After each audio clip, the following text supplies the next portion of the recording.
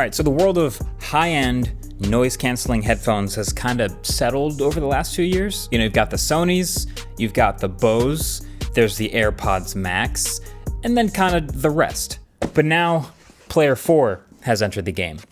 Sonos. So you've probably heard of Sonos. They've been making these premium sound bars for years. That's been their most popular product. And everyone just kind of figured they would eventually get into headphones. It was just a matter of when and how much.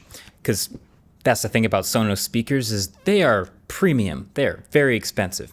And so now here, it's obviously interesting enough that it's a new player, but they're also now expensive. $450 Bluetooth noise canceling headphones. So at that price, the question is, are they actually worth getting? So I've been using the Sonos Ace headphones for more than a month now. I've edited videos with them. I've listened to a lot of music. I've gone on flights.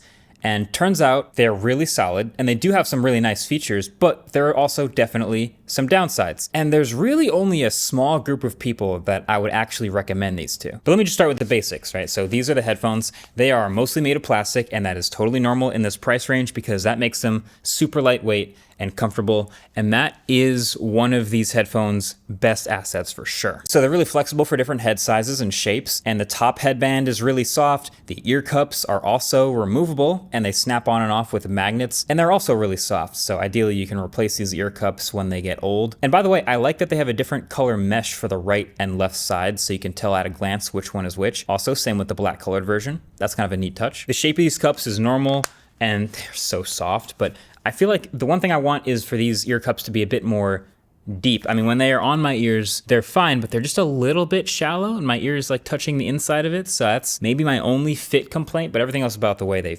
wear is great. I think aesthetically, they look like a combo between the Sony's and the Microsoft Surface headphones. I don't know if you remember those, but they had that matte off-white look. And then with the frictionless stainless steel bands that AirPods Max have, that kind of completes the look. Overall, pretty simple though. Not too much branding, not too many crazy accent pieces, just good looking and good feeling headphones. Here's where I start to have complaints though. So this is the case that it comes with.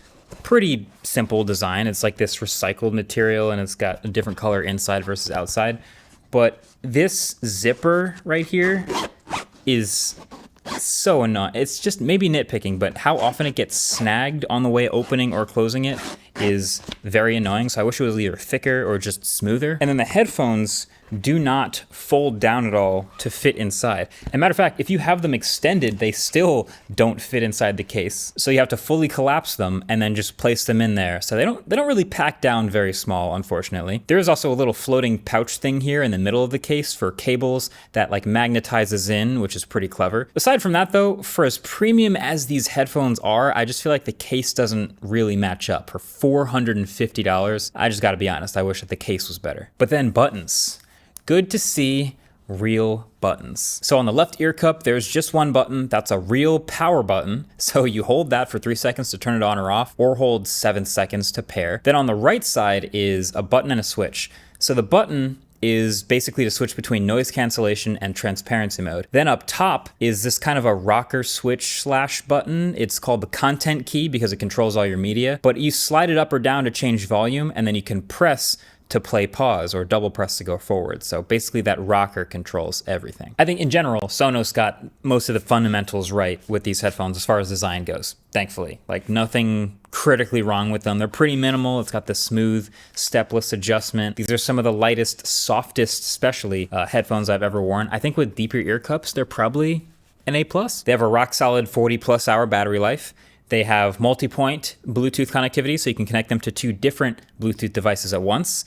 So we might as well just get right into how they sound. So these are closed back, active noise cancellation, over-ear headphones. They have custom 40mm drivers and 8 microphones positioned all the way around for noise cancellation and the pass-through mode. I do think these headphones sound good. Now, they are not mind-blowing, world-beating, or anything crazy like that. They are still constrained by physics and Bluetooth codecs, but they have a nice full sound with great bass all the way through strong highs. At first, I thought they sounded a little muddier than AirPods Max, but you can brighten them right up by jumping in the EQ settings in the extremely neutered Sonos app.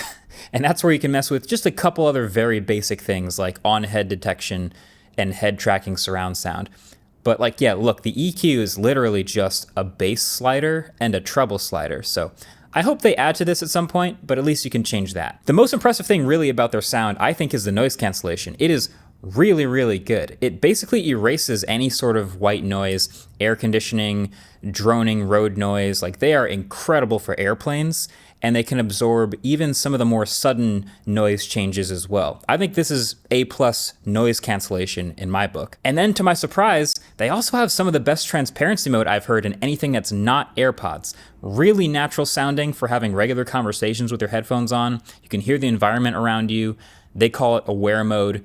This is also great. So I've been saying all these nice things. They sound good, they look good, they have all these good features, good noise cancellation, they're very comfortable. So what's with the title? So here's the thing. The reason everyone was waiting for Sonos to do headphones is because Sonos already makes these awesome speakers. They have a reputation with these internet-connected speaker systems that are a hit. Like, I have a Sonos Arc at home, and it sounds great, it's awesome.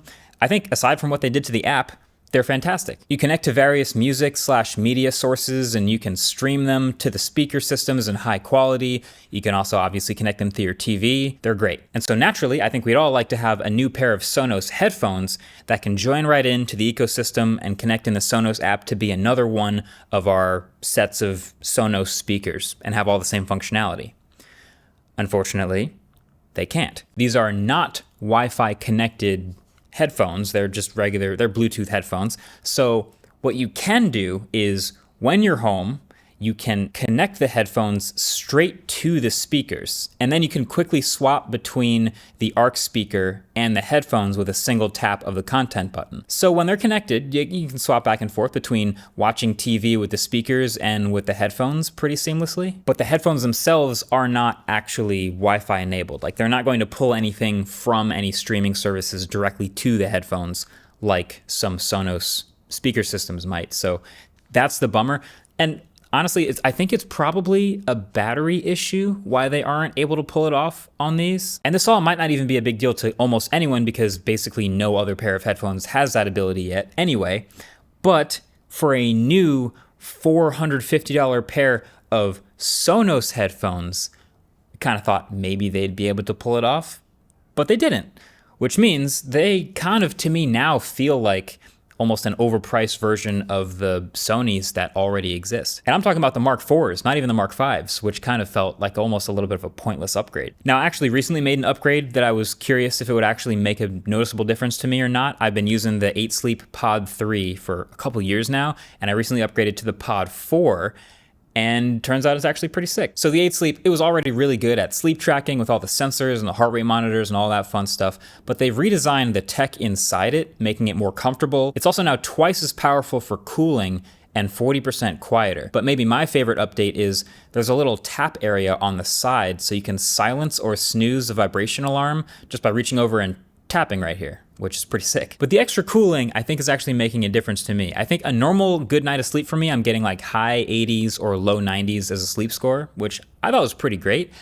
And then lately, I've gotten a couple hundreds, which I never used to get. But now I feel like I'm getting 100 like once a week, which is unheard of for me. They said the tech behind the Pod 4 has been clinically validated to increase sleep time by up to an hour every night and increase deep sleep by up to 2.5 hours a month and reduce wake up time by 3 hours a month. All these are little gains that really just add up. And unlike the Sonos app, the 8 Sleep app is really good and consistently is getting better over time. And then also with the Pod 4 Ultra, they made this insane adjustable base that can go underneath your mattress, so it can actually adjust it to different sleeping positions.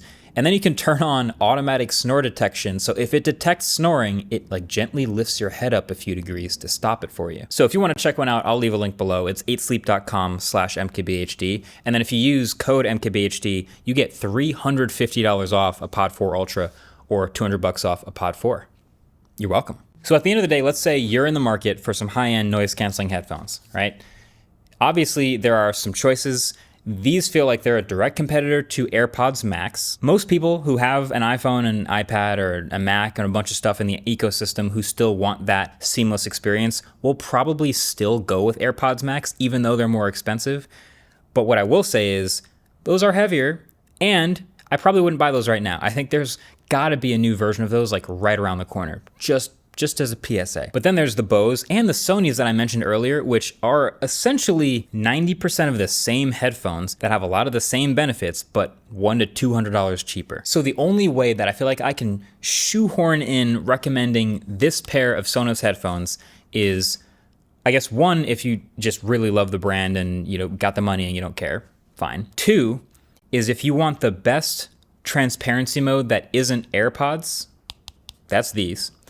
But then three is if you switch between watching TV with your speakers and your headphones particularly often. Like, I'm not personally that person, but the one use case I feel like I hear all the time is like people who live together, but one of them wants to watch TV while the other doesn't wake up or doesn't hear or something like that. So if you're that person and you already have or are about to get the Sonos Arc soundbar, then in that case, these are a great pair with that, just because of that quick seamless switch feature. But that's kind of it. Otherwise, they're just a normal, solid pair of Bluetooth headphones. So I'll leave links to all my other headphone reviews below. Check them out. Get subscribed if you haven't already. Thanks for watching, and I'll catch you guys in the next one. Peace.